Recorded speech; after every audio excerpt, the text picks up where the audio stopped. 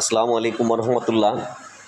আজকে যে বিষয়টি নিয়ে কথা বলবো সেটা হচ্ছে ত্রয়োদশ জাতীয় সংসদ নির্বাচন আগামী 12ই ফেব্রুয়ারি 2026 রোজ বৃহস্পতিবার ত্রয়োদশ জাতীয় সংসদ নির্বাচন অনুষ্ঠিত হতে যাচ্ছে। ইতিপূর্বে আমরা লক্ষ্য করেছি যে বাংলাদেশের যে কয়েকটা নির্বাচন হয়েছে, 1973 সালের নির্বাচন, 1979 সালের নির্বাচন, 86 নির্বাচন, 88 নির্বাচন, 91 নির্বাচন এবং 96 সালের দুইটা নির্বাচন, 2001, 2008, 2014, 2018, 2024। প্রত্যেকটা নির্বাচনেই কিছু না কিছু প্রাণহানির ঘটনা ঘটেছে। এইবার আমার দৃঢ় বিশ্বাস যে সারা বাংলাদেশে কোথাও কোনো প্রাণহানি যেন না ঘটে।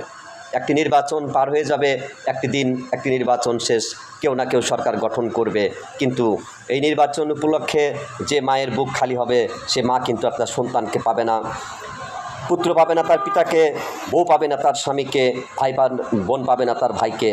তাই আমি